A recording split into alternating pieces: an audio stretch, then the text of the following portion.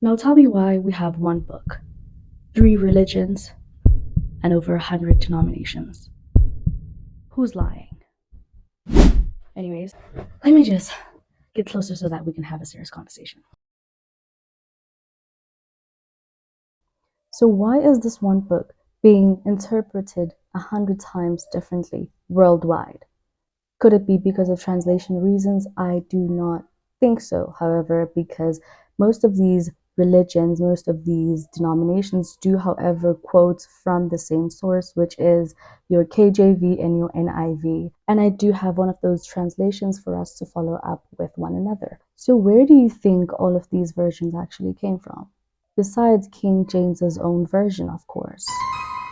Why is there so many versions of the story in history that once happened? Okay, it's been proven. If you're thinking that I'm going to be converting you into atheism or anything, I'm not. Relax. Today's video is, however, going to help you get to the truth and away from the illusions and the lies that have been surrounded around this whole, I don't want to call it a religion, but around this whole book, and to hopefully show you how man-made doctrines have had us following religion and turning our backs on the word itself.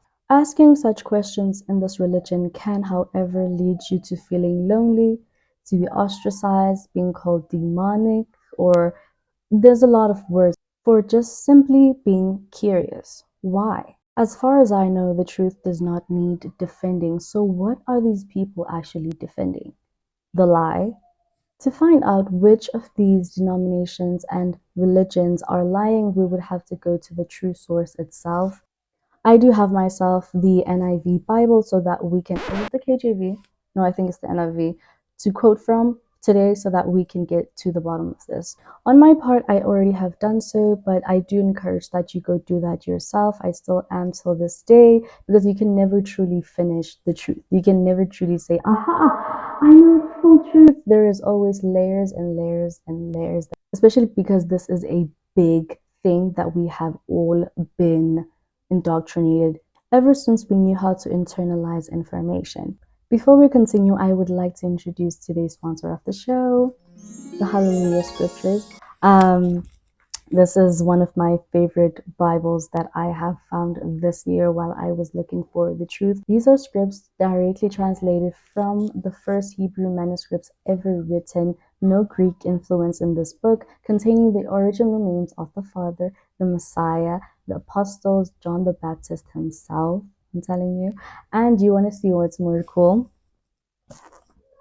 This book actually has the map after the flood, and it still has the original names of the places in the map. But I find that really cool. Not only cool, but it's eye-opening, because when you read the Bible, you can actually put the places to what you are reading, and you can actually like immerse yourself in what you are reading. Most of us get lost because we're like, we don't even know where these places are. We don't even know who the people spoken about are. You know, I used to be lost when I didn't have the full version of the truth, and now that I do, I am so grateful. The book does, however, come with a mini dictionary, because there are a few Hebrew words here and there that you're going to find in there. Most of us are not really well versed in the Hebrew because we don't learn it, and so whenever you meet a Hebrew word in there, you can always translate it. Also, it comes with the Torah's a deep dive into the Torah and how to further understand it without judging it, because most times,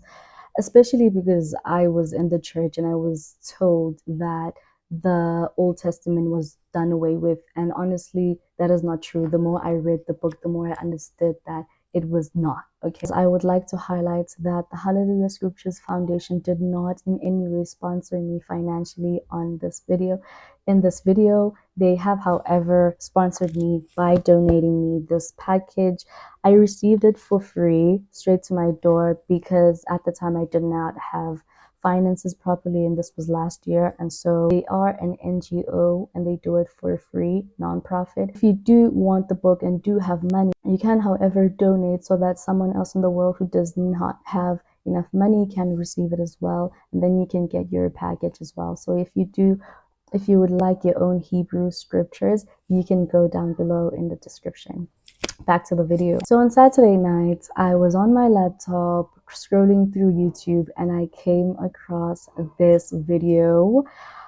Basically, it's this debate that has been released on the Dr. Duff show, I think, of two Muslims, two Jews, and two Christians who were debating about the Bible and how each of them have formed their own interpretations and how to hopefully move forward. I will play a clip for you guys to see what I am speaking of. In this episode, two Jewish, two Christian, and two Muslim women sit face to face to explore the core differences behind their Abrahamic faiths, Judaism, Christianity, and Islam. Together, they will discuss how their beliefs guide their values, relationships, and their everyday choices, while confronting the misconceptions that often keep their communities divided. First prompt is, the Torah, Bible, and Quran all point to the same God. 3, 2, 1. Okay, anyone can discuss. So I think for a long time, I believed that they all point to the same God as far as their Abrahamic religions. But I feel like the more that I studied the Word of God in comparison to the Quran and the Tanakh, I came away with more so they're related to the same region. I wouldn't necessarily say they're related to the same God. I would concede that the Tanakh is talking about the Yahweh of our Bible, but I don't think you can deny Jesus and then still have the same God. I would say that yes, all of the Quran, I try not to call it the Old Testament, I call it the Torah, obviously, and the Christian Bible, they do point to the same God, but I do believe it matters how you get there. Obviously, as a Jew, I believe the Torah is the truth. Not a single word of the Torah has ever changed, not once, ever. And that is a testament, not just to me, the truth of the Torah, but the fact that we literally witnessed that revelation, actually, and it was passed down from father to son, mother to daughter, whatever you want to say, until, us Jewish women here, we still have, we say we're not believers, we're knowers. We know God exists because our ancestors actually saw it. But I would say they do point to the same God, but it matters how you get there. I believe that. So watching that video, I did notice a lot of things, a lot of lies, hypocrisy. Not only that, but I did, however, establish some kind of consensus on all of them. So reading through the comment section of that video, I realized how much this is more like a competition to some people. Like, instead of recognizing the clear division and confusion surrounding the whole book and how people have separated into, I don't know, sort of like into groups when it comes to this book, instead of them recognizing that no, they want to make it seem like it's a competition of who got the most facts right, who actually fact checked, who did what. And it was like really disappointing to me that people still do not want to receive the truth, because if they did, they would actually recognize this common issue. Why is this one book having different interpretations? I will keep asking this question till this day. Why? If any of those girls actually read the book for themselves instead of relying on what they were taught or how they were indoctrinated to understand this particular book and the stories that are in this book, none of them would actually identify as any of the religions that they do today. None of us would, actually. I realized so much of what I knew about my faith relied on what my pastor told me. And I'm not shading my pastor or anything. I am, however, holding them accountable for telling people lies, for making people live according to a lie. Not only is this book a prophecy of what is to come, which is in Revelations, but this book is also the most well-documented, in my opinion, well-documented pieces of history ever written. Okay, so basically, I need us to stop viewing this Bible as just this mythology or whatever you were taught to think this book is actually surrounded or like derived from. I need you to remove that aspect of it and focus mainly on the fact that it is historical, and most of the stories that happened in there are things that can be linked to current history. This is very controversial and I do not care. The truth needs to be said. As far as I know, the current occupants of Israel are most likely not the real Israel in the book. I'll tell you why. There are characteristics of the people of Israel that are currently mentioned in the book every single time that you can clearly not match to the people who are there. Not leaving out the fact that most of them do not identify as Israel but Jews. It doesn't make sense that there were 12 tribes. Listen to me. there were 12 tribes of Israel.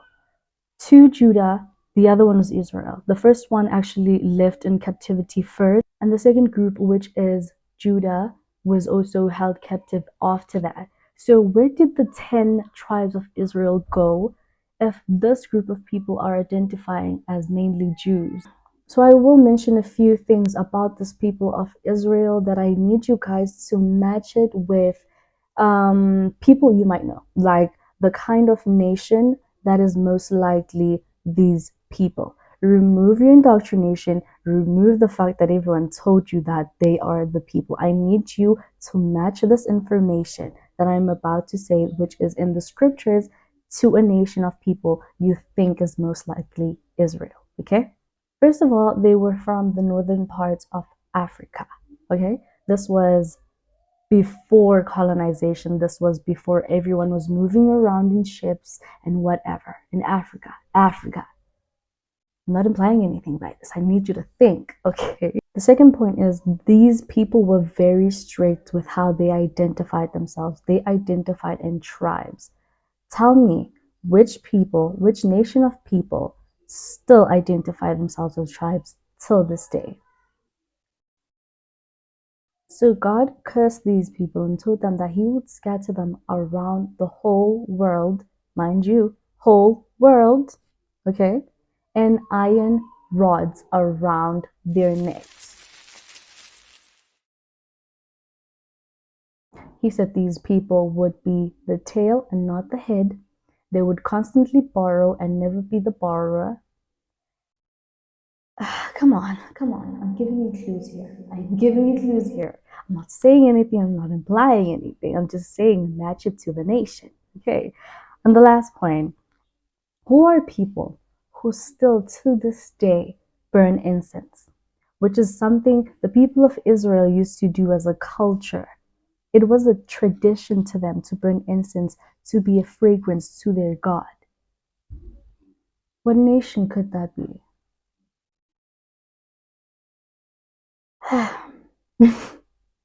This has nothing to do with any groups or any associations that I might be in. I'm not liberal, I'm not conservative, I'm not on the blue side, I'm not in whatever. I don't vote because I'm not a part of all that. I am just a person who's stating facts to you right now. Anyways, whatever answers you've got, please leave it down below in the comments, and then we'll see how many of you actually know what nation of people this is most likely. Okay. Anyways, and you might ask me, then who do I think these current occupants are? Well, I'll tell you, they are hijackers because nothing I said leads to them. Who are they? They come from the eastern parts of Europe, mainly Germany and whatever, and you'd be like, oh my goodness, Germany, how? Some of you who know history would say, how are they from parts of Germany if there was a Holocaust in Germany against them? Da da da da da. And I'm not saying that the Holocaust did not happen. I am, however, saying most of these people's language is Yiddish. You can actually match their alphabet from the Hebrew alphabet to the alphabet that they have today. Completely different.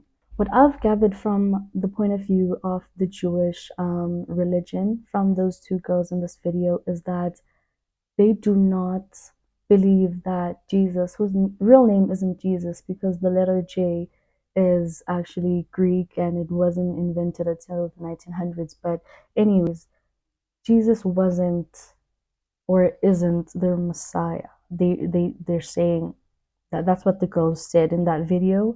I'm not sure how accurate that actually is according to their religion, but it doesn't make sense. It's why they would actually deny the fact that he was Messiah, given everything that happened, including the miracles. He kept speaking. He said he was sent for these people. Why deny the fact that he was not? I don't know. I don't know. Maybe it's because they know that they're not the people. And I do think some of what they said was true, including the fact that they didn't kill him because they're not the Jews, which makes sense. They didn't. That's a clean conscience on their side. So for context's sake, the video is not what inspired today's message, but it did, however, fuel my message today. And you'll know why I say this going forward on this video. But before that, I wanted to get into my story of how I found the truth. began in January 2024. And mind you, I did not say your truth, my truth. I said the truth. Okay. So I knew that finding the truth would require me to strip myself of everything I had known, everything I was indoctrinated with, and all these made up paradigms in my head that I had somehow made up in my mind and assumed that they were right. So I had to literally start from scratch. So I told myself that I would take a break from attending church. I thought that, you know what, once I've found the truth, it would be so much easier to go back and fellowship with like minded people. And I do this because that's what I thought. Little did I know I would never step foot in a congregation ever again. And this is not to say that I was hurt by the people, the church, or anything like that. Unlike other people, my story is different. It's just that I found the truth.